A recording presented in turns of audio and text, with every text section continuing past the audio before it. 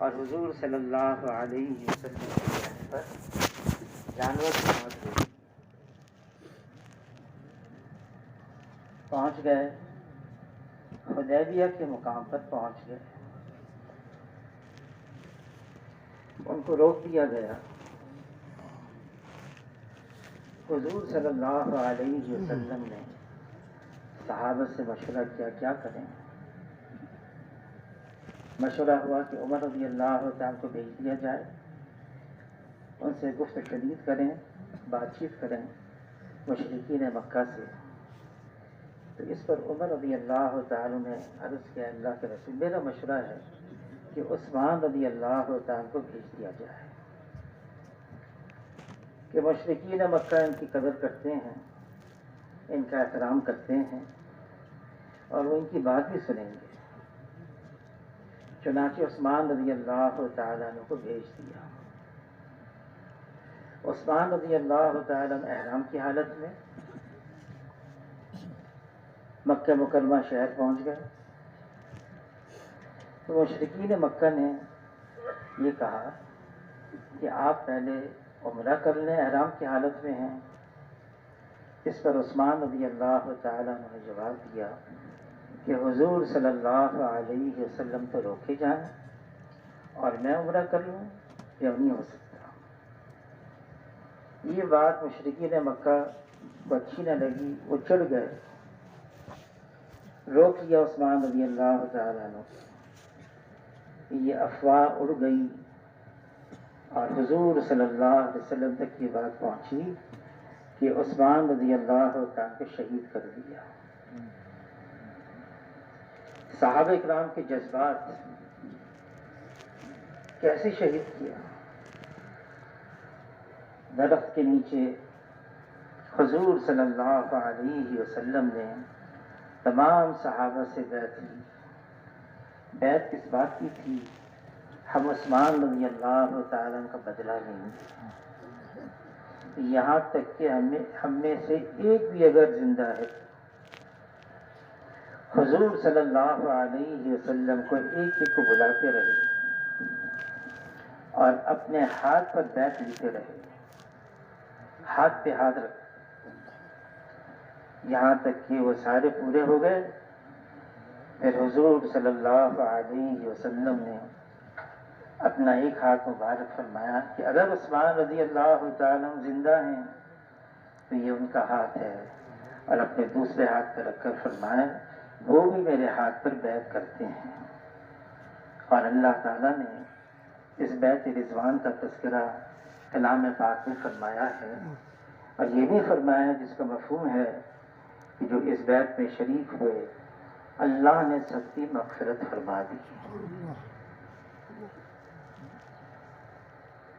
جب مشرکین مکہ کو پتہ چلا کہ اس بات پر بیعت کی ہے انہوں نے کہ ہم سے لڑیں گے یہاں تک کہ ایک بھی ان میں سے زندہ رہے، فوراً عثمان رضی اللہ تعالیٰ کو چھوڑ دیا۔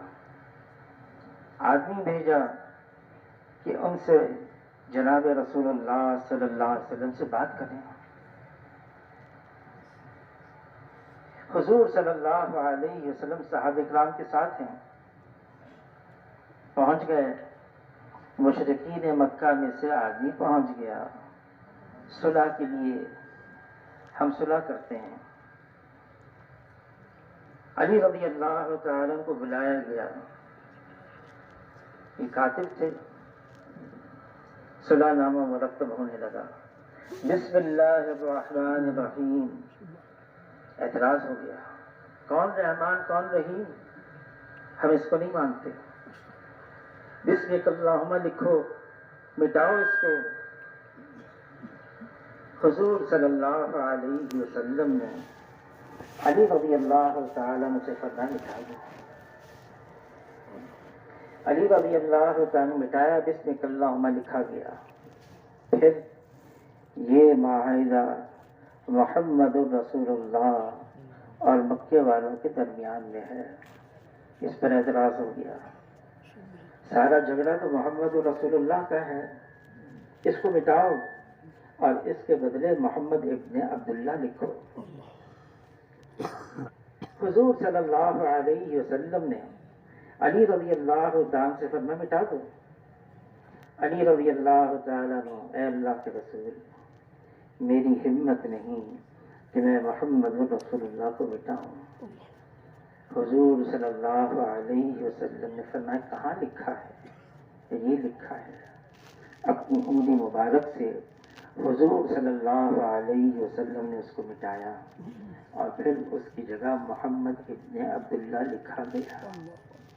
صحابہ کرام ان کی عجیب حالت. عمر رضی اللہ تعالیٰ جری تھے. اے اللہ کے رسول آپ حق پر نہیں ہیں؟ میں حق پر ہوں. جو دین آپ لے کر آئے حق پر نہیں ہے؟ وہ بھی حق پر ہے. ہم آپ کے پیچھے چل رہے ہیں ہم حق پر نہیں ہیں؟ تو حق پر ہو. پھر آخر اتنا کیوں دب رہے ہیں؟ فرمایا جس کا مفہوم ہے اے عمر میں اللہ کا رسول ہوں. میں وہ کرتا ہوں جو اللہ مجھے حکم دیتے ہیں. صلح نامہ مرتب ہو گیا. اس صلح کی تقریباً ہر شک ایسی لگ رہی تھی جو مسلمانوں کے خلاف جا رہی ہے. آخر میں حضور صلی اللہ علیہ وسلم نے فرمایا احرام کھول دو. جانور ساتھ لے کر آئے اس کو ذبح کرو. گم سم حضور صلی اللہ علیہ وسلم اپنے خیمے میں تشریف لائے. ام سلمہ رضی اللہ تعالیٰ نے چہرہ دیکھ کر پوچھا اے اللہ کے رسول کیا بات پیش آ گئی؟ فرمایا جس کا مفہوم ہے میرے اشاروں پر جان دینے کے لیے جو تیار تھے میں یوں کہہ رہا ہوں احرام کھول دو اور گم سم. تو ام سلمہ رضی اللہ تعالیٰ نے عرض کیا اے اللہ کے رسول میں کوئی مشورہ دے سکتی ہوں؟ فرمایا ہاں. کیا آپ کے ساتھی مغلوب الحال ہو گئے ہیں؟ ان پر ایک ایسا حال آ گیا ہے ان کے جذبات.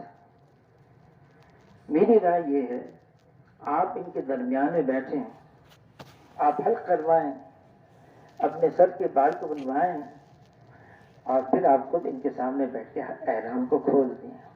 آپ کو دیکھ کر یہ سب ایسے ہی کریں گے. حضور صلی اللہ علیہ وسلم نے ایسے ہی کیا. حلق کروایا جانور ذبح کیا احرام کھول دیا. اور صحابہ اکرام حضور صلی اللہ علیہ وسلم کو دیکھ کر ایسے ہی کرنے لگے. جب حلق کر رہے تھے ایک دوسرے کا کتنے ہاتھ زخمی ہو گئے کتنے سر زخمی ہو گئے اور واپس لوٹنے لگے. اللہ نے قرآن کی آیت نازل فرما دی انا فتحنا لک فتحا مبینا. کھلی فتح ہو گئی.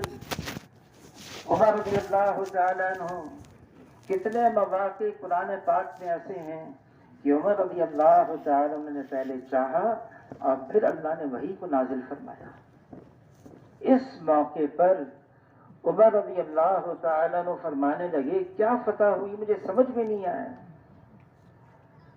یوں لگ رہا تھا ہم تو سب کچھ ہار کر آ گئے دے کر آ گئے اور اللہ نے قرآن کی آیتیں نازل فرما دی کھلی فتح ہو گئی. پھر فرماتے ہیں زیادہ وقت نہیں لگا مجھے پتہ چل گیا کیا فتح ہوئی. صلح حدیبیہ کے بعد اللہ نے جو صحابہ کرام کے سامنے بات کو کھولا ایسے لوگ ایمان لے آئے. خالد بن ولید رضی اللہ تعالیٰ عنہ عثمان ابن معذون رضی اللہ تعالیٰ عنہ ابو ہریرہ رضی اللہ تعالیٰ عنہ جو بڑے بڑے اکابر صحابہ بنے. اور یہ قرآن کی آیتیں سورہ فتح کی یہ بدر کے موقع پر نازل نہ ہوئی یہ خیبر کے موقع پر نہیں یہ خندق کے موقع پر نہیں یہ فتح مکہ کے موقع پر نہیں یہ حنین کے موقع پر نہیں یہ جو جب صلح حدیبیہ سے لوٹ رہے تھے اس وقت کی قرآن کی آیت نازل کی. اور عمر رضی اللہ تعالیٰ عنہ فرماتے ہیں کہ فتح مکہ بھی صلح حدیبیہ کا نتیجہ تھا اور فتح مکہ تو فتح عالم تھا۔ کیا تھا اس میں؟ جذبات کی قربانی۔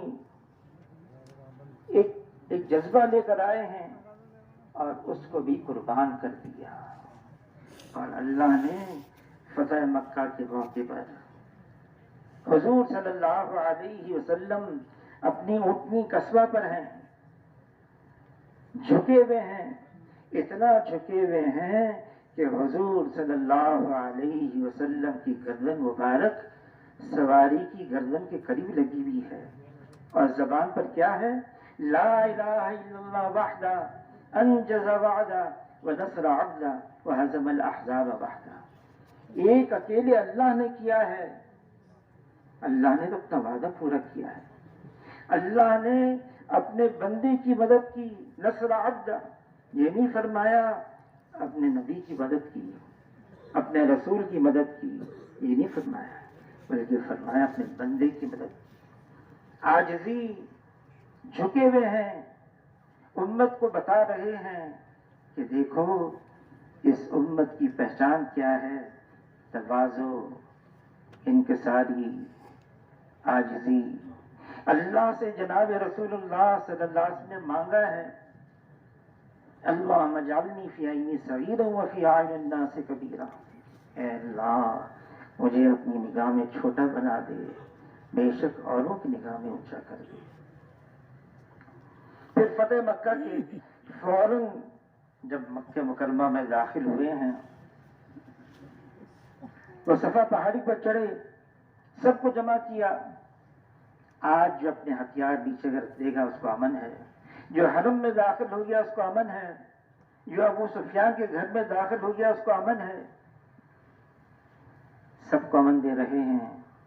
بلکہ یوں فرمایا، آج میں وہ کہوں گا جو یوسف علیہ السلام نے اپنے بھائیوں سے کہا، لا تثریب علیکم اليوم، آج کسی پر کوئی ملامت نہیں ہے، سب کو عام معافی دے دی۔ کسی کی طرف سے مشکل، مشقت، دقت، اذیت، کتنی اذیتیں ملی، کتنی تکالیف دیں، لیکن حضور صلی اللہ علیہ وسلم اس موقع پر فرما رہے ہیں سب کو معاف کر دیا۔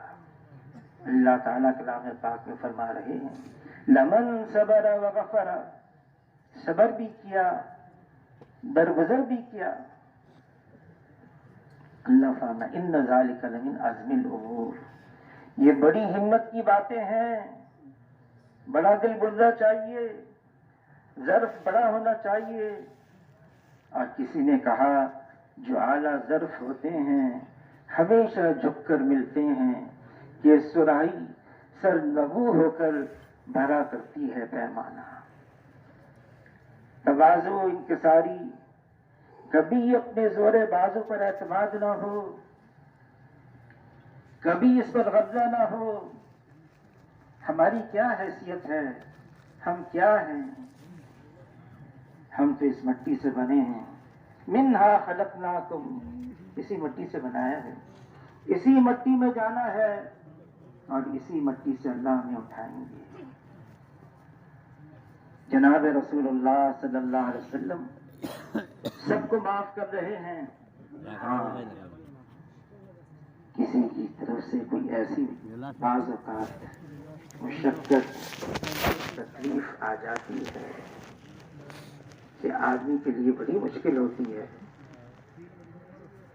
وحشی جس نے حمزہ رضی اللہ تعالی کو نیزہ مارا، شہید کیا، احد کے اندر حضور صلی اللہ علیہ وسلم کو کتنا صدمہ ہوا، 70 شہید ہوئے۔ سب سے پہلے حمزہ رضی اللہ عنہ کا جنازہ لایا، اس کی نماز جنازہ پڑھی، جنازہ وہی رکھا، پھر ایک ایک کر کے لاتے رہے، سب کا ایک مرتبہ نماز جنازہ پڑھی، اور حمزہ رضی اللہ عنہ کی حضور نے 70 مرتبہ نماز جنازہ پڑھی ہے۔ اللہ کو تسلی دینی پڑی جناب رسول اللہ صلی اللہ علیہ وسلم کو اب فتح مکہ کے موقع پر جس نے حمزہ رضی اللہ عنہ کو شہید کیا وہ بھی آ گیا، وحشی مسلمان ہو گیا، صحابی بن گئے۔ حضور صلی اللہ علیہ وسلم نے فرمایا، جس کا مفہوم ہے میرے صحابی بن گئے، میرے ساتھی بن گئے، میری محفل میں مجلس میں آیا کرو، لیکن اس طرح سے بیٹھا کرو کہ آمنا سامنا نہ ہو، میرے پیچھے بیٹھا کرو، یا اس طرح سے بیٹھا کرو آمنا سامنا نہ ہو۔ کیوں؟ تم آمنے سامنے ہو جاؤ گے، مجھے اپنا چچا یاد آ جائے گا، میرا زخم ہرا ہو جائے گا۔ کچھ ایسے زخم بھی ہوتے ہیں، لیکن اس کو بھی معاف کر دیا۔ جس عورت نے حمزہ رضی اللہ تعالیٰ عنہ کا کلیجہ چبا کر کیوں کہا اب میرا کلیجہ ٹھنڈا ہو گیا، مکان اوپر کی طرف تھا، پہاڑی کے اوپر، ہندا انتظار میں، رات ہو گئی ہے، جشن منایا جائے گا، مسلمان اپنا بدلہ لیں گے، کتنوں کو قتل کیا جائے گا، کتنی عورتیں خراب ہوں گی، کتنا مال لوٹا جائے گا۔ کچھ رات کا حصہ گزرا، اتنی خاموشی، پہاڑی کے اوپر چڑھ کر اپنے گھر سے حرم کی طرف دیکھنے لگی، جو منظر دیکھا اس نے، قسم کھائی جب سے ہوش سنبھالا ہے میں نے ایسی عبادت اور ایسا سکون حرم میں کبھی نہیں دیکھا ہے۔ مجبور ہو گئی رات کے اندھیرے میں تیز قدم سے حرم کے اندر حضور کی طرف۔ حضور صلی اللہ علیہ وسلم نے دیکھا ایک عورت چادر لپیٹ کر تیز قدم سے آ رہی ہے، قریب آئی، ہندا تم ہو؟ اور وہ بھی رضی اللہ تعالی عنہا بن گئی۔ سب کو درگزر کر دیا، امت کو پیغام دیا، یہ امت ہے حضور صلی اللہ علیہ وسلم کی امت، کسی قوم کا نام نہیں ہے، کسی خاص علاقے والوں کا نام نہیں ہے، کسی خاص زبان والوں کا نام نہیں ہے، یہ امت تو مختلف علاقے والوں سے، قوم والوں سے، زبان والوں سے، طبقے والوں سے بنی ہے۔ کیسے بنی ہے؟ فرمایا میری امت جسد واحد کی طرح سے ہے، ایک جسم کی مانند ہے۔ جسم کے مختلف اعضاء ہیں، سر ہے، دھڑ ہے، سر کے اندر آنکھیں ہیں، کان ہے، ناک ہے، منہ ہے، دھڑ میں ہاتھ ہے، پاؤں ہے، یہ سارے مختلف اعضاء ایک دوسرے کی موافقت میں استعمال ہوتے ہیں، مخالفت میں استعمال نہیں ہوتے۔ مولانا یوسف کاندیلوی رحمۃ اللہ علیہ فرمانے لگے، ہاتھ کی چھوٹی انگلی میں چوٹ لگ گئی،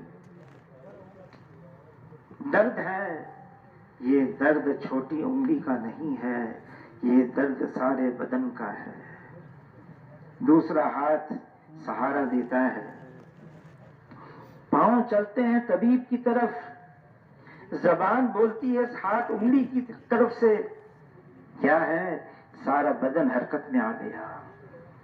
حضور صلی اللہ علیہ وسلم کے زمانے میں صہیب روم کے تھے، سلمان فارس کے تھے، بلال حبشہ کے تھے، کوئی اوس قبیلے کا ہے، کوئی خزرج قبیلے کا ہے، کوئی مہاجر ہے، کوئی انصار ہے، سب ایک ہیں، سب اکٹھے ہیں۔ اس امت کی قوت اور طاقت کو اللہ نے اکٹھا رہنے میں رکھا ہے۔ خبردار کیا، دیکھو لڑنا نہیں، جھگڑنا نہیں، ورنہ کم ہمت ہو جاؤ گے، تمہاری ہوا اکھڑ جائے گی۔ اکٹھا رہنا ہے۔ اکٹھا رہنے کی بنیاد کیا ہے؟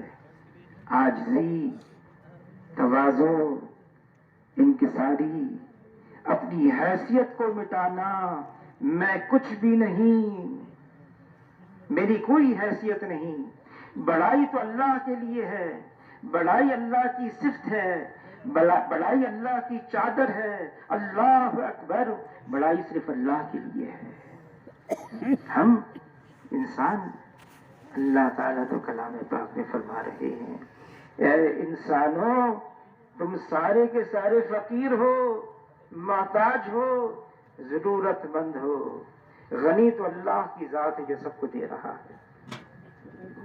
ہم کس بات پر اکڑیں، ہم کس بات پر غرہ کریں، ہم کس بات پہ فخر کریں؟ ہماری کیا حیثیت ہے؟ ہم کچھ بھی نہیں ہیں۔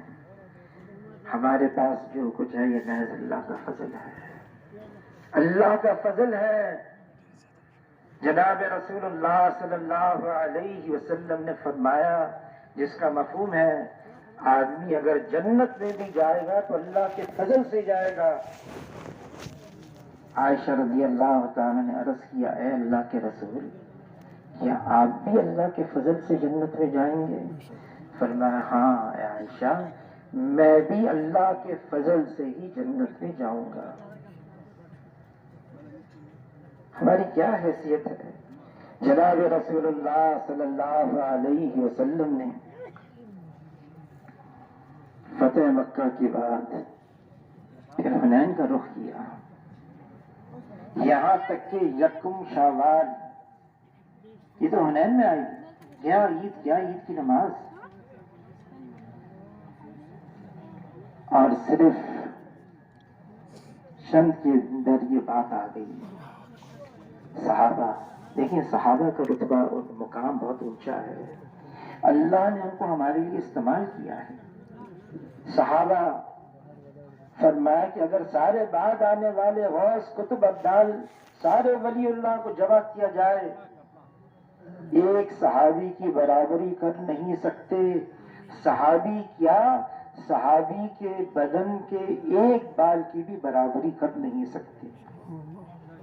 صحابہ کا مقام اونچا، اللہ نے ان کو ہمارے لیے استعمال کیا۔ بس اتنی بات آ گئی، ہمیشہ ہم تعداد میں تھوڑے غالب رہتے ہیں، اب کی تو ہماری تعداد بہت زیادہ ہے، ہم 12,000 ہیں، مقابلہ صرف 4,000 سے ہے، غالب تو ہونا ہے۔ اللہ نے اس کا تذکرہ کلام پاک میں کر دیا، فرمائیے وہ جو ہے آنے والی امت کے لیے کبھی اللہ سے نگاہ ہٹنے نہ پائے، اپنی تعداد پر، اپنی قوت پر، اپنے زور بازو پر نہیں، یہ امت ہمیشہ اللہ پر اعتماد، اللہ پر توکل، اللہ پر بھروسہ، یہ ہے ہماری بنیاد۔ ظاہری اسباب نہیں بلکہ مسبب الاسباب اللہ پر نگاہ رہتی ہے۔ مقابلہ شروع ہوا، 12,000 ہیں، 4,000 حضرات کے ساتھ مقابلہ ہے۔ اللہ نے مسلمانوں کے پاؤں کھیڑ دیے، تتر بتر۔ حضور صلی اللہ علیہ وسلم نے عباس رضی اللہ تعالیٰ کے ذریعے سے آواز لگوائی، میں اللہ کا رسول ہوں، میں عبد المطلب کی نسل سے ہوں، میں چھوٹا نہیں ہوں۔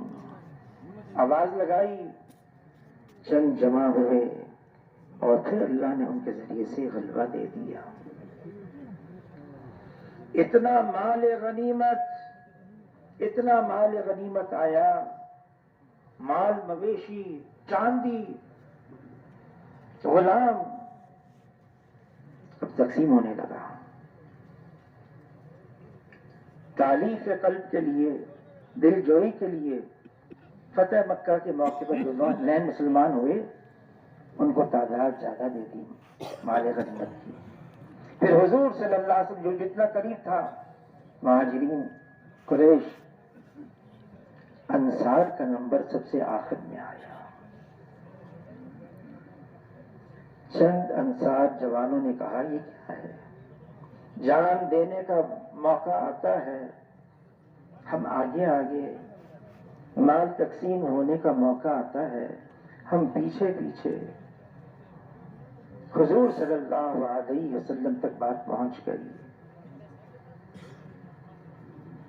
حضور صلی اللہ علیہ وسلم نے انصار کو جمع کیا. یہ انصار کون ہے؟ بدر کے موقع پر 14 شہید ہوئے 8 انصار میں سے تھے. احد میں 70 شہید ہوئے 65 انصار میں سے تھے، صرف 5 مہاجرین میں سے تھے.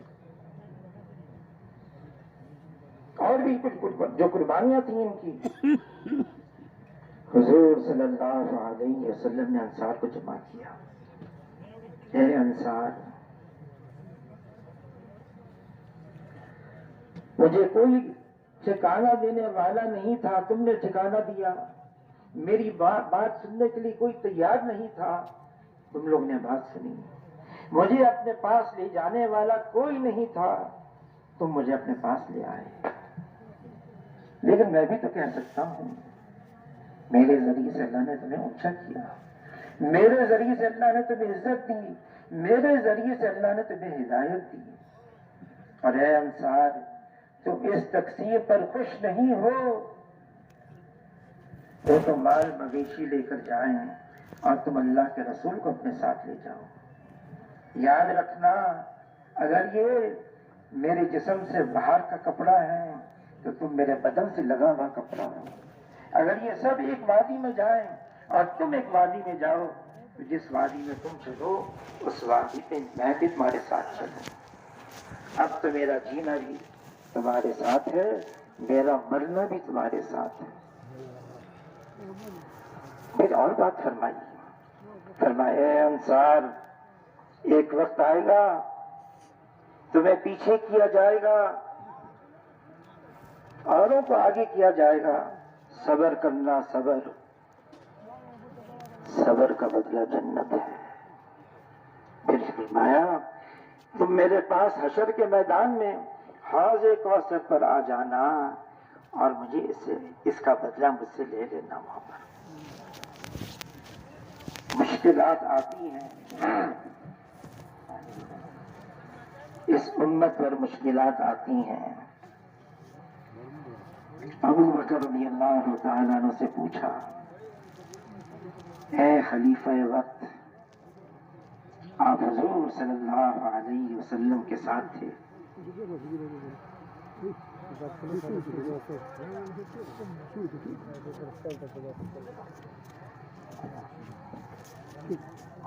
آپ کا سب سے زیادہ وقت ہمارے درمیان میں حضور کے ساتھ لگا ہے. پوری مکی زندگی، پوری مدنی زندگی آپ حضور صلی اللہ علیہ وسلم کے ساتھ. آپ یہ تو بتائیں سب سے زیادہ مشکل وقت بحیثیت امت کے کب آیا؟ تو ابو بکر رضی اللہ عنہ فرمائے، میں بتاتا ہوں کہ بحیثیت امت ہم پر سب سے زیادہ مشکل وقت کب آیا تھا. وہ وقت تھا جب حضور صلی اللہ علیہ وسلم ہم سے پردہ فرما گئے. وہ ہم پر سب سے زیادہ مشکل وقت تھا. ابو بکر رضی اللہ عنہ فرمایا، رات کو تو حضور کی طبیعت کو سنبھل گئی، میں نے اجازت لی، اے اللہ کے رسول، میرا جو گھر قباء کے قریب ہے میں وہاں چلے جاؤں، آپ کی طبیعت تو سنبھل گئی ہے. حضور نے اجازت دے دی، میں چلا گیا. وہاں مجھے خبر ملی کہ حضور صلی اللہ علیہ وسلم دنیا سے پردہ فرما گئے. میں وہاں سے دوڑتا ہوا آیا مدینہ منورہ. ہائے میری کمر ٹوٹ گئی، ہائے میری کمر ٹوٹ گئی. اور میں جب مسجد نبوی میں داخل ہوا ہوں تو میں نے دیکھا عمر رضی اللہ تعالیٰ عنہ تلوار باہر نکالی ہوئی ہے، ہوا میں لہرا رہے ہیں اور یوں کہہ رہے ہیں کہ جو یوں کہے گا محمد صلی اللہ علیہ وسلم کا انتقال ہو گیا، میں اس کی گردن اڑا دوں گا. حضور صلی اللہ علیہ وسلم تو جیسے موسیٰ علیہ السلام طور پر گئے تھے ایسی اللہ سے ملاقات کے لیے. ان قریب آئیں گے اور جو یہ جھوٹی افواہ اڑا رہے ہیں ان کے ہاتھ پاؤں کاٹ دیں گے۔ پھر میں نے دیکھا عثمان رضی اللہ تعالیٰ عنہ کبھی ادھر جا رہے ہیں کبھی ادھر جا رہے ہیں، بالکل گمسم۔ پھر میں نے نظر دوڑائی، مسجد کے کنارے پر مجھے علی رضی اللہ تعالی نظر آئے، مبہوت سے بیٹھے ہوئے ہیں، یہاں تک کہ پلک بھی نہیں جھپک رہی۔ میں گھر میں گیا، عائشہ رضی اللہ تعالی عنہ بیٹی تھیں، میں گھر میں داخل ہوا، حضور صلی اللہ علیہ وسلم کے بدن مبارک پر چادر تھی، میں نے چہرے مبارک سے چادر ہٹائی اور میں نے حضور صلی اللہ علیہ وسلم کی پیشانی کو بوسہ دیا اور میں نے یوں کہا، اے اللہ کے رسول، آپ ہمارے درمیان میں تھے تو حسین تھے، آپ ہم سے پردہ فرما گئے پھر بھی حسین ہیں۔ پھر ابو بکر رضی اللہ تعالیٰ فرماتے میں مسجد میں آیا، میں منبر پر چڑھا، میں نے سب کو آواز دی، بلایا، مجھے عمر رضی اللہ تعالیٰ کا نام لے کر کہنا پڑا تم آ جاؤ میرے پاس، تو آ گئے۔ قرآن کی آیت تلاوت فرمائی، وما محمد الا رسول قد خلت من قبلہ رسول، محمد صلی اللہ علیہ وسلم میرے رسول ہی تو ہیں۔ عمر رضی اللہ تعالیٰ عنہ 25، 30، 35 مواقع ہیں کلام پاک میں، پہلے عمر رضی اللہ تعالیٰ نے چاہا، پھر اللہ نے وحی کو نازل فرمایا۔ اس موقع پر فرمانے لگے جب ابو بکر نے قرآن کی یہ آیتیں تلاوت کی، پھر مجھے خیال آیا یہ تو قرآن کی آیتیں ہیں، اور ابو بکر رضی اللہ تعالیٰ نے فرمایا، اور پتہ نہیں کس دل سے فرمایا، کتنا دل پہ پتھر رکھ کر فرمایا، جو محمد صلی اللہ علیہ وسلم کی عبادت کرتے وہ جان لے ان کا انتقال ہو گیا، جو اللہ کی عبادت کرتے وہ ہمیشہ سے اور ہمیشہ رہیں گے۔ ابو بکر رضی اللہ تعالی فرماتے ہیں یہ ہمارے زمانے میں امت پر سب سے مشکل وقت آیا تھا، اللہ نے وہ وقت بھی گزروا دیا اپنے فضل سے۔ کتنا زمانہ گزر گیا، 1400 سال، اس سے بھی زیادہ، اور ہم آج یہاں بیٹھے ہیں۔ امت کے اوپر بڑے اتراؤ چڑھاؤ آئے، بڑے حالات آئے، بہت کچھ آیا، سب سے اللہ نے نکال دیا۔ حالات آئیں گے، یہ امت یہ حالات پر نہیں نگاہ رکھتی، یہ تو حالات جس کی طرف سے آئے اس پر نگاہ رکھتی ہے۔ وہ اللہ جس کی طرف سے سارا کچھ ہو رہا ہے، ایک پتا بھی اس دنیا میں اللہ کے حکم کے بغیر ہل نہیں سکتا ہے۔ کائنات کا ذرہ ذرہ یہ اللہ کے حکم کے اندر جکڑا ہوا ہے، جو کچھ ہے اللہ کی طرف سے ہے، اللہ کر رہے ہیں اور اللہ ہی سے ہوتا ہے۔ ہمیں کیا کرنا ہے؟ میں تو کراچی سے آیا ہوں، عید کے موقع پر ہم علماء حضرات سے ملاقاتیں کرتے ہیں، جماعتیں بنتی ہیں۔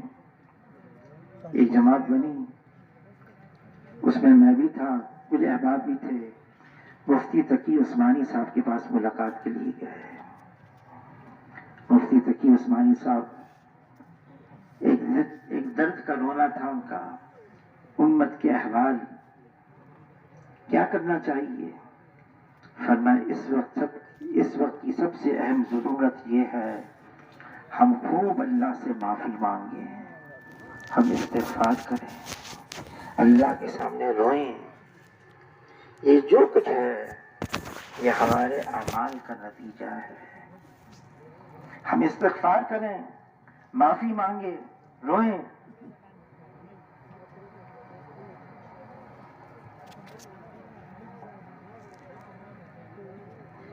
جو استغفار کو لازم قرار دیتا ہے، اللہ تعالی رزق سے، ہر تنگی سے، ہر ہم سے، ہر غم سے راہیں نکالتے ہیں۔ ایسی جگہ سے روزی عطا فرماتے ہیں جہاں سے وہم و گمان بھی نہیں ہوتا۔ جس نے سچے دل سے توبہ کی، جس نے سچے دل سے اللہ سے معافی مانگی، وہ ایسا ہو گیا جیسے اس نے گناہ کیا ہی نہیں۔ مولانا یوسف صاحب کاندہلی رحمۃ اللہ علیہ کے ملفوظات میں ہے، ہم تو گناہوں کے سمندر میں ڈوبے ہوئے ہیں۔ اور یہ حقیقت ہے، ہم واقعی بہت گنہگار ہیں، لیکن کتنا ہی گندا ہو، کتنا ہی عادی مجرم ہو، کتنا ہی پاپی ہو، جب دل سے توبہ کرتا ہے، حدیث قدسی ہے، اے میرے بندے اتنے گناہ لے کر آ کہ زمین اور آسمان کی خلا کو گناہوں سے بھر دے اور تیرے گناہ آسمان کی چھت تک پہنچ جائیں۔ میری عزت کی قسم، میرے جلال کی قسم، تو مجھ سے معافی مانگے اور میں ایک لمحے میں، ایک جھٹکے میں معاف کر دوں، مجھے کسی کی کوئی پرواہ نہیں۔ جب بندہ گناہ کرتا ہے، سچے دل سے توبہ کرتا ہے، واقعی مجھ سے بہت برا ہوا، ندامت، شرمندگی، اللہ تعالی خاص جماعت فرشتوں کی بلا کر فرماتے دیکھو میرے بندے سے گناہ ہوا، اب مجھ سے معافی مانگ رہا ہے، اس کو یقین ہے کوئی اس کا پوچھنے والا، جبھی تو مجھ سے معافی مانگ رہا ہے، گواہ رہنا میں نے اس کو معاف کر دیا۔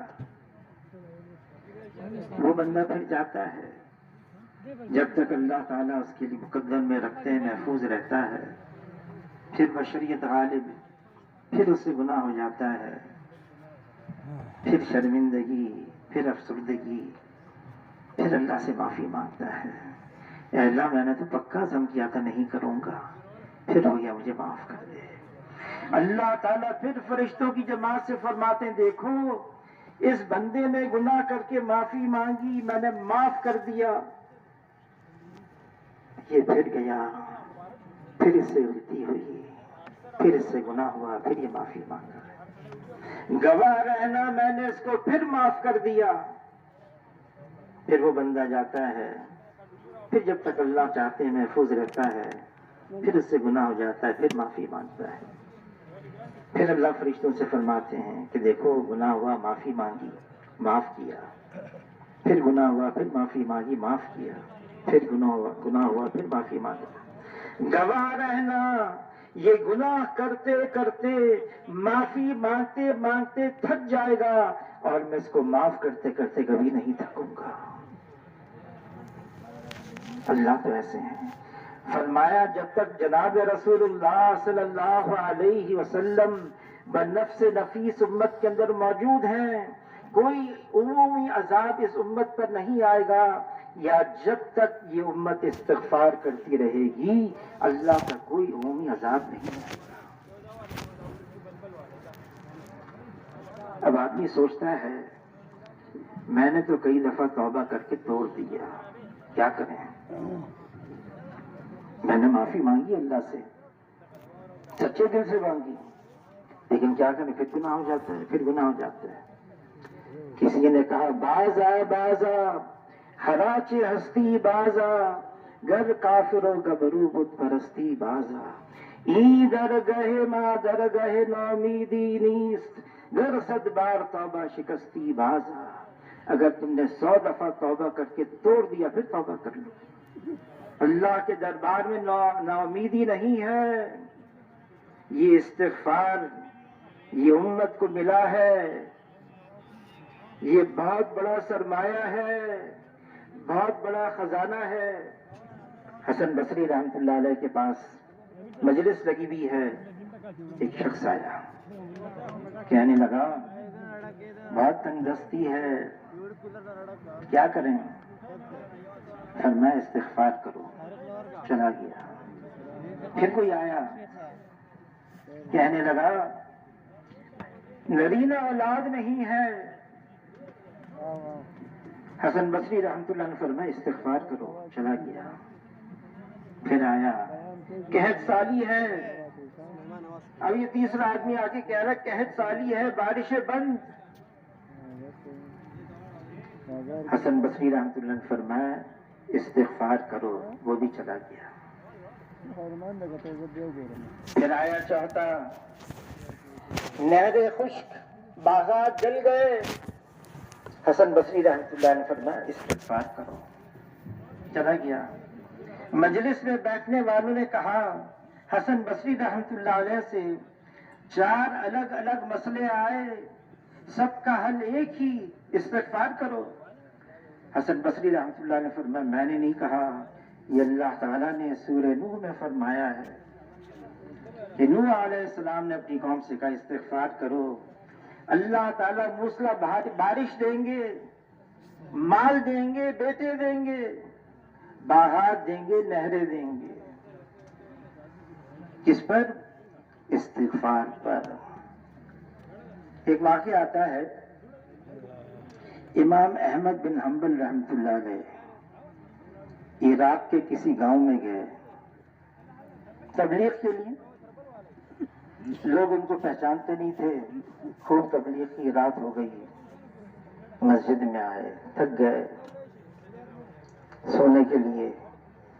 جو مسجد کا خادم تھا اس نے امام احمد بن حنبل، پہچانتا نہیں تھا، مسجد سے باہر نکال دیا. یہ خادم جو مسجد کے ہوتے ہیں نا، یہ بیچارے مجبور ہوتے ہیں، ان کے ذمہ کام ہوتا ہے، مسجد بند کرنی ہوتی، صفائی کرنی ہوتی. امام احمد بن حنبل رحمۃ اللہ علیہ کو باہر کر دیا مسجد سے. بیچارے بہت تھکے ہوئے تھے، صحن میں آ کے لیٹ گئے.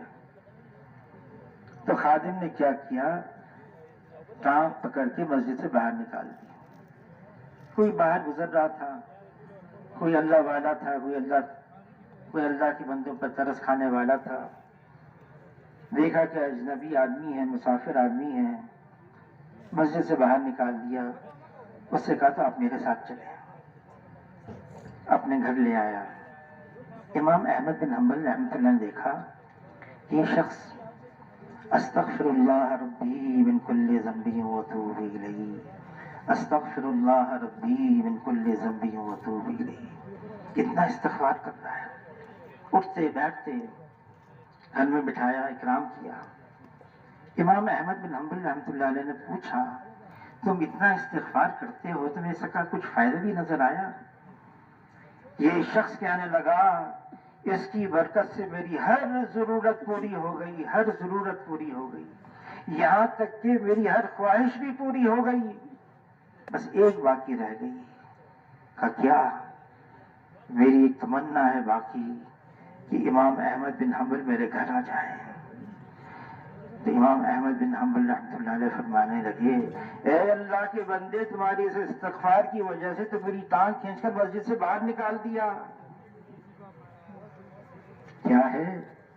استغفار. جناب رسول اللہ صلی اللہ علیہ وسلم کا ایک لقب نبی توبہ بھی ہے.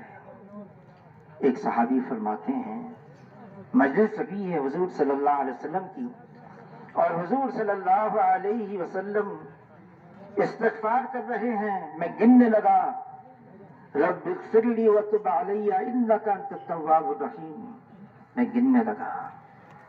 مجلس ختم ہوئی اور میں نے دیکھا، گنا تو 70 مرتبہ حضور نے یہ پڑھا تھا. ایک ایک مجلس میں امت کی تعلیم کے لیے 100 مرتبہ یہ استغفار. مفتی تقی عثمانی صاحب فرمانے لگے یہ امت کو استغفار پر لگانا ہے، اور صرف یہ نہیں بلکہ حاجی صاحب، حاجی عبدالوہاب صاحب، آخری وقت ہے. اجتماع کا پہلا حصہ ہو گیا رائے ونڈ کا، دوسرا حصہ ہے ہونا باقی ہے، درمیان میں آئے حویلی میں، اور ہم سب سے مخاطب ہو کر فرمایا کہ دیکھو خود بھی استغفار کریں، ساری امت کی طرف سے بھی استغفار کریں. یہ ان کا آخری جملہ تھا، اور پھر چلے گئے، اور پھر تو ہسپتال بھی چلے گئے. استغفار کرنا، اللہ سے معافی مانگنا، اپنی طرف سے بھی اور ساری امت کی طرف سے بھی۔ حاجی صاحب فرمانا کہ خاص طور سے اس پر تم ساری امت کی طرف سے استغفار کریں۔ اللہ نے بحیثیت امت کے ایک کام ذمہ لگایا۔ کیا کام؟ ساری انسانیت کو جہنم سے بچا کر جنت کے راستے پر لگانا ہے۔ اس زمین پر اللہ کی فرما برداری عام ہوتی چلی جائے، اس زمین سے اللہ کی نافرمانی مٹتی چلی جائے، یہ کام امت کے ذمے۔ اس کام سے بڑی غفلت، بڑی کوتاہی، بڑی لاپرواہی، ہم ساری امت کی طرف سے استغفار کریں، اللہ سے معافی مانگیں، اور پھر اللہ سے یہ بھی دعا مانگیں، اے اللہ امت کے ایک ایک فرد کو حضور صلی اللہ علیہ وسلم والے کام کے لیے قبول فرما لے۔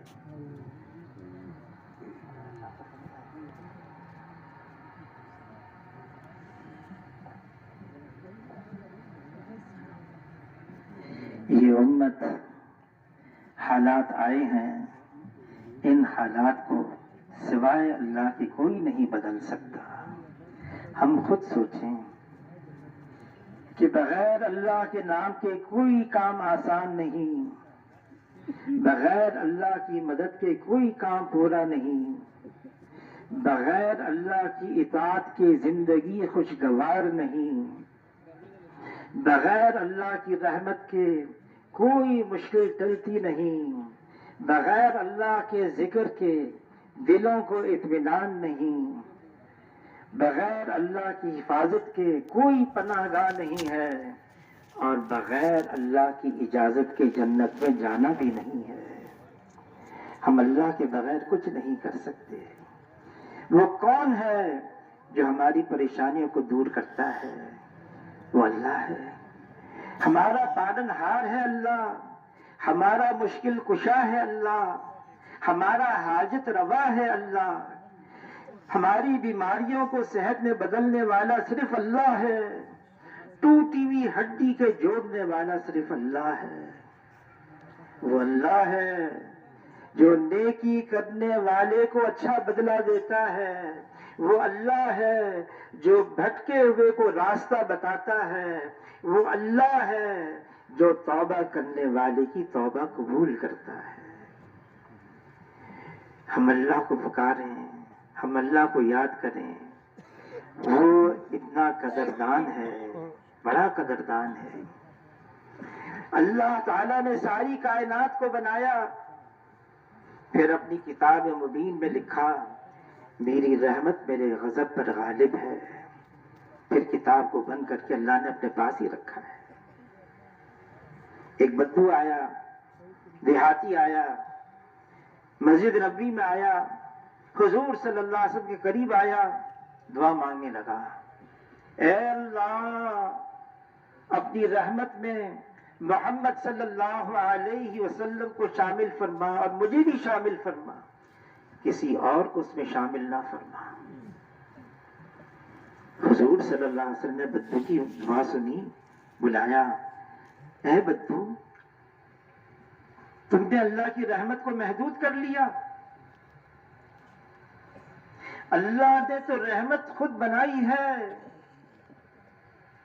رحمت کو بنایا، اس کے 100 حصے کیے، ایک حصہ دنیا میں بھیجا، باقی 99 حصے اللہ نے اپنے پاس ہی رکھے ہیں۔ ہمیں اندازہ نہیں جو اللہ کا ہمارے ساتھ قرب ہے، تعلق ہے۔ الخلق عیال اللہ، یہ ساری مخلوق اللہ کا کنبہ ہے، اور ساری مخلوق میں اللہ کو وہ محبوب ہے جو اللہ کے کنبے کے ساتھ بھلائی کرے۔ 70 ماؤں کی محبت کو اکٹھا کیا جائے، جو اللہ کی محبت ہے وہ کہیں زیادہ ہے۔ حضور صلی اللہ علیہ وسلم کے سامنے قیدی پیش کیے گئے، ان قیدیوں میں ایک عورت تھی، وہ اپنے بچے کو تلاش کر رہی تھی، اس کو اپنا بچہ مل گیا، اس کو اٹھایا، اس کو پیار کیا اور پھر اس کو دودھ پلانے لگی. حضور صلی اللہ علیہ وسلم نے صحابہ کرام سے فرمایا، پوچھا کیا یہ عورت اپنے اس بچے کو آگ میں ڈال سکتی ہے؟ تو عرض کیا اللہ کے رسول یہ اپنے اس بچے کو آگ میں نہیں ڈال سکتی.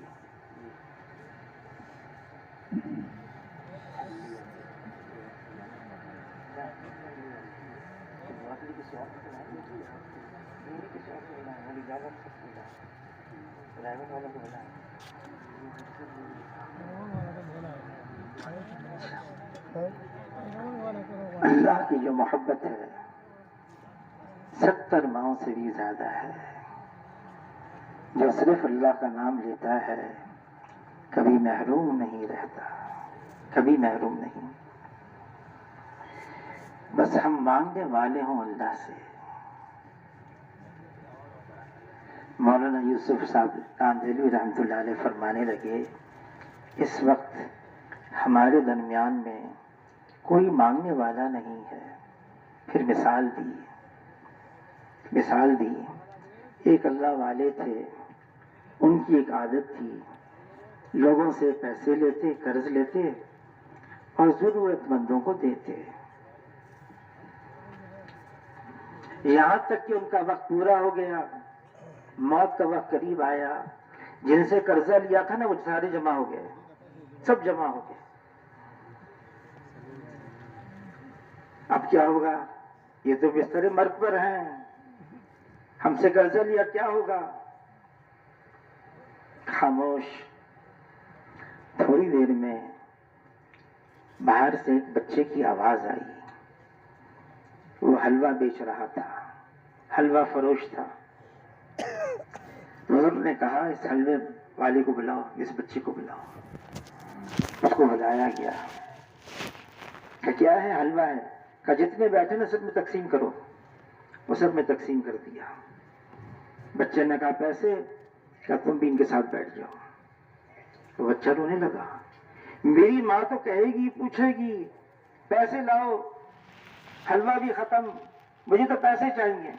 وہ ایسا بلبلا کے رونے لگا، ایسا بلبلا کے رونے لگا. تھوڑی دیر میں ایک آدمی آیا، ایک خوان لے کر آیا. کپڑا بچھا ہوا تھا، کپڑا ہٹایا، پیسے تھے. سب میں تقسیم کرو، سب سے پہلے بچے کو دو.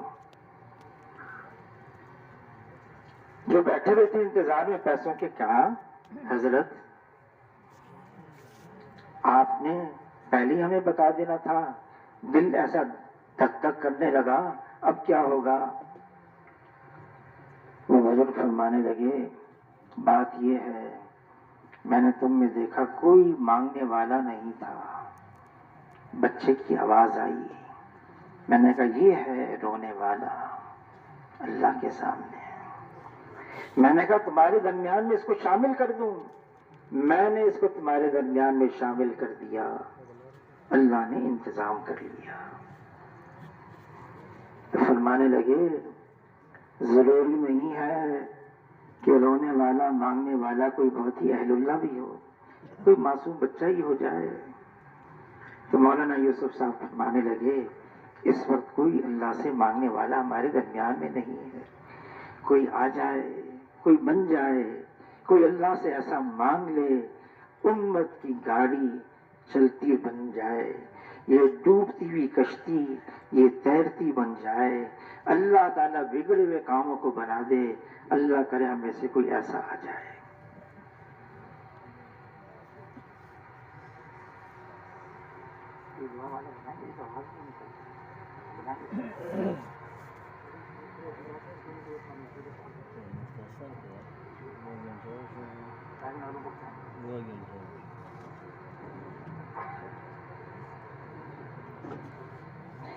میرے بھائی بس اتنی بات ہے، نا امیدی نہیں، مایوسی نہیں.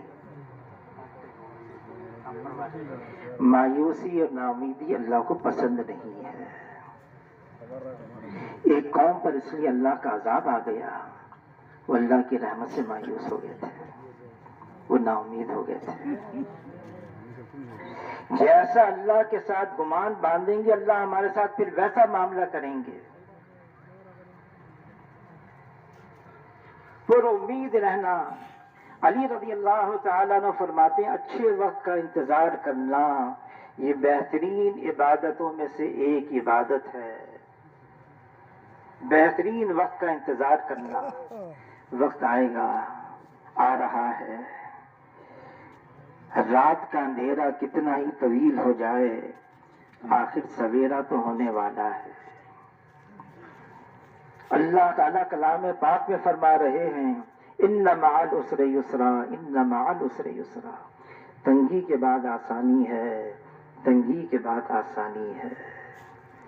مفتی تقی عثمانی صاحب فرمانے لگے ظلمت کا ہے بول بالا، ان قریب سورج ہے نکلنے والا. رات کا اندھیرا کتنا ہی گہرا ہو جائے بلکہ سب سے گہرا اندھیرا تو صبح صادق سے پہلے ہوتا ہے. یہ اس بات کی علامت ہے، نشانی ہے، ان قریب سویرا ہونے والا ہے. اور امید رہیں اللہ سے، اچھا گمان باندھیں اور ضرور اللہ تعالیٰ حالات اچھے بنائیں گے اور بنانے والے ہیں. اللہ تعالیٰ نے ہمیں حضور صلی اللہ علیہ وسلم کا امتی بنایا ہے. بے سار و سامان نہیں چھوڑ دیا، ہمیں بے سہارا نہیں چھوڑ دیا. حضور صلی اللہ علیہ وسلم والے اعمال ہیں، یہ بہت بڑا سہارا ہے ہمارے لیے.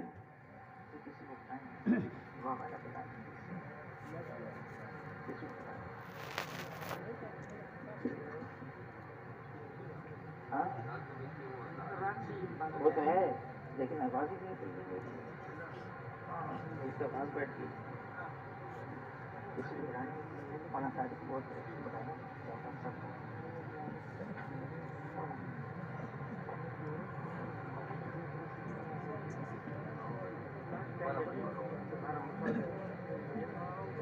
اچھا جی.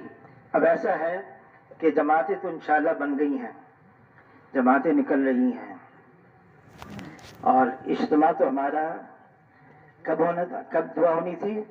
ہفتے کو. کوئی بات نہیں، اللہ کی مشیت غالب آ گئی. علی رضی اللہ تعالیٰ عنہ فرماتے ہیں میں نے اللہ کو اس طرح پہچانا، میں نے ارادہ کیا، عزم کیا، حالات بھی بن گئے، ہو بھی سکتا ہے لیکن کسی اور کا ارادہ میرے ارادے پر غالب آ گیا. مشیت الہی غالب آ گئی اور ہم اللہ سے یہ امید باندھیں گے اسی میں خیر ہے، اسی میں خیر ہے اور واقعی اسی میں خیر ہوگی. بس اتنا ہے کہ ہم جب جماعتوں میں نکلیں کہ ہم اللہ سے دعا بھی مانگیں. اے اللہ یہ صرف سواد کا مسئلہ نہیں ہے، یہ ساری امت کا مسئلہ ہے. امت کے احوال کی عافیت کے ساتھ اصلاح فرما دے، ہمارے حالات کو بنا دے، ہماری مشکلات کو آسان کر دے اور امت کے ایک ایک فرد کو حضور صلی اللہ علیہ وسلم والے کام کے لیے قبول فرما لے. اللہم لک الحمد کما انت اہلہ فصلی وسلم علی سیدنا محمد کما انت اہلہ وافعل بنا ما انت اہلہ فانک اہل التقوی واہل المغفرہ. اللهم اغفر لنا وللمؤمنين والمؤمنات والمسلمين والمسلمات. اللهم إنا نسألك من خير ما سألك منه نبيك محمد صلى الله عليه وسلم ونعوذ بك من شر ما استعاذك منه نبيك محمد صلى الله عليه وسلم. أنت المستعان وعليك البلاغ ولا حول ولا قوة إلا بالله. اللهم تقبل منا انك انت السميع العليم وتب علينا انك انت التواب الرحيم.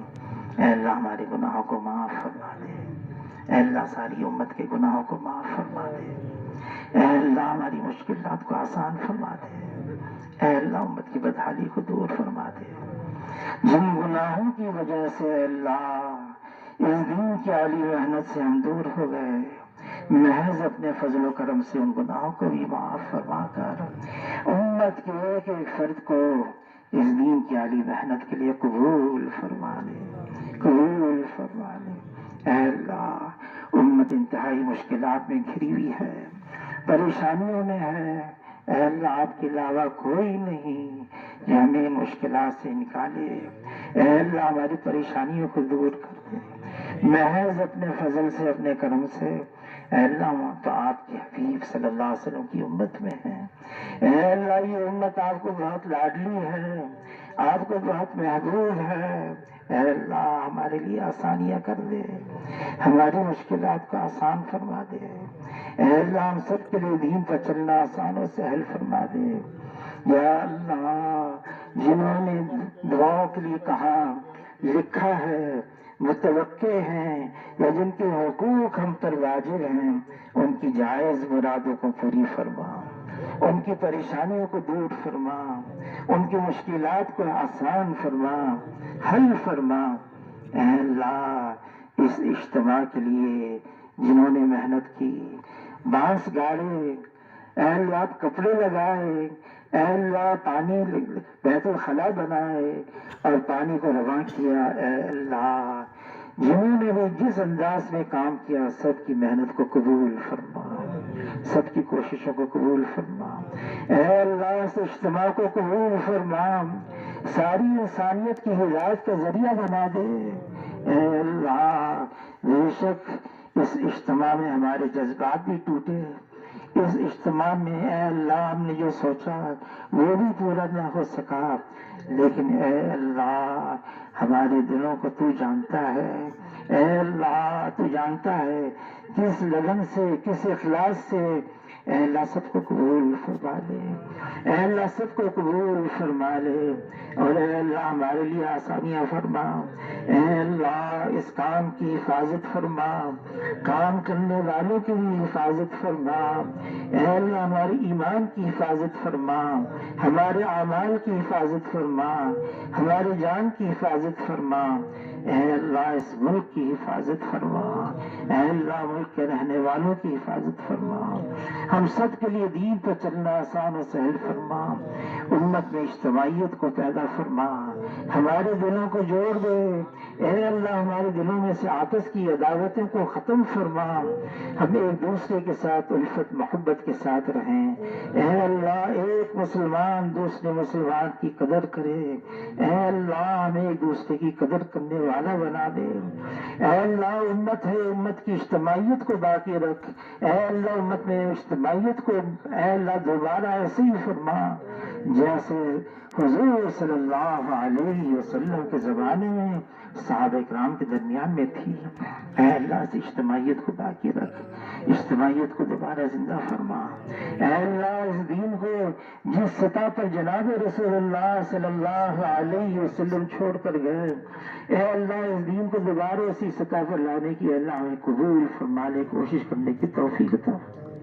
اے اللہ نے توفیق عطا فرما، جان اور مال اور اوقات کی قربانی دے۔ اے اللہ تو اپنے لیے آسانی، ہمارے لیے آسانی کر دے۔ اے اللہ تیرے لیے کوئی مشکل نہیں، ہر وہ کام آسان ہے۔ اے اللہ جس کو تو آسان فرما دے، ہمارے لیے آسان فرما، ہمارے لیے آسان فرما، ہم سب کے لیے دین پر چلنا آسان اور سہل فرما۔ اے اللہ اس اجتماع کے لیے مستورات نے گھروں میں دعائیں مانگی، روزے رکھے، اے اللہ ان کی اس محنت کو بھی قبول فرما۔ اے اللہ ان کی اس مجاہدے کو بھی قبول فرما۔ اے اللہ اس کو ذریعہ فرما ساری دنیا کے اندر ہدایت کی عام ہونے کا، اس علاقے میں دین پر چلنے کے لیے آسانیاں کا۔ اے اللہ تو ہی اس کو ذریعہ فرما دے، اس علاقے کے لیے بھی، اس ملک کے لیے بھی اور ساری دنیا کے لیے۔ اے اللہ ہم کمزور ہیں، ضعیف ہیں، ناتواں ہیں، اے اللہ ہمارے لیے آسانیاں فرما۔ اے اللہ آئندہ بھی آسانیاں ہوں، اے اللہ ہمیں ہمارے لیے آسانی کر دے، اپنا کرم فرما۔ جو جماعتیں اللہ تیرے راستے میں نکل رہی ہیں 4 مہینے کے لیے، 40 دن کے لیے، سال کے لیے، 7 ماہ کے لیے، سب کا نکلنا آسان فرما، سب کا نکلنا قبول فرما، ان کے پیچھے آسانیاں فرما۔ اے اللہ گھر والوں کی حفاظت فرما، ان کی بھی حفاظت فرما، ان کی محنت کو ذریعہ فرما، ساری دنیا کے اندر دین کے عام ہونے کا اے اللہ ان کی محنت کو قبول فرما، ذریعے کے طور پر ہمیں بھی قبول فرما۔ جنہوں نے دعا کے لیے کہا اے اللہ ان کی مشکلات کو آسان فرما، پریشانیوں کو دور فرما، اے اللہ ہم سب کے لیے دین پر چلنا آسان و سہل فرما۔ اللہم انا نسألک من خیر ما سألک منہ نبیک محمد صلی اللہ علیہ وسلم ونعوذ بک من شر ما استعاذک منہ نبیک محمد صلی اللہ علیہ وسلم۔ انت المستعان وعلیک البلاغ ولا حول ولا قوة الا باللہ۔ صلی اللہ تعالی علی خیر خلقہ محمد وآلہ واصحابہ اجمعین برحمتک یا